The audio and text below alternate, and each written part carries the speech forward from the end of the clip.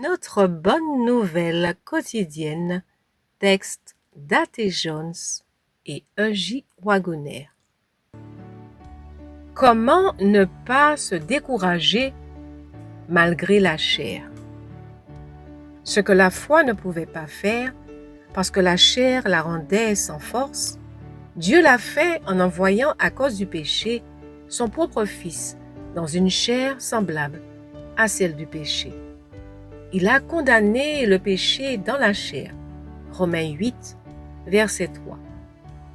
Le Seigneur Jésus a pris la même chair et le même sang, la même nature humaine que celle que nous avons, une chair exactement semblable à notre chair de péché. Et à cause du péché, et par la puissance de l'Esprit de Dieu agissant au travers de la pensée divine qui était en lui, Dieu a condamné le péché dans la chair. Romains 8, verset 3. C'est là qu'est notre délivrance. C'est là qu'est notre victoire. Ayez en vous la pensée qui était aussi en Jésus-Christ. Philippiens 2, verset 5.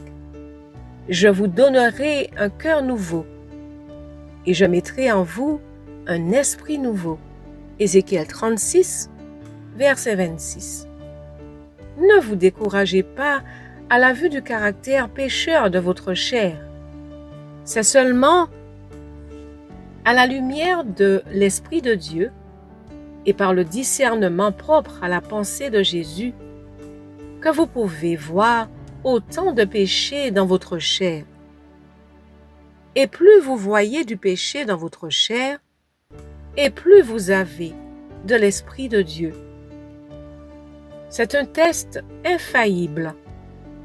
Alors, quand vous voyez le péché abonder en vous, remerciez le Seigneur d'avoir autant de l'Esprit de Dieu pour pouvoir apercevoir autant de péchés. Et sachez pour sûr que quand le péché abonde, la grâce abonde beaucoup plus, afin que, comme le péché a régné avec la mort, de même aussi la grâce règne par la justice pour la vie éternelle par Jésus-Christ, notre Seigneur. Romains 5, versets 20 à 21. Tout en connaissant la loi, nous sommes unis par le mariage au péché. Ce péché réside dans notre chair, puisque ceux qui sont mariés sont une seule chair. Or, le péché porte la mort en lui, car l'aiguillon de la mort, c'est le péché. 1 Corinthiens 15, verset 56. Quelle terrible condition! Pourtant, il n'y a aucune condamnation pour ceux qui sont en Jésus-Christ. Romains 8, verset 1. Pourquoi?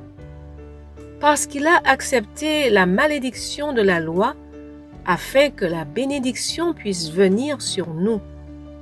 Galates 3, versets 13 à 14. Tant que nous sommes en lui, rien ne peut venir à nous sans passer d'abord par lui, et en lui, toutes les malédictions se changent en bénédiction et le péché est remplacé par la justice.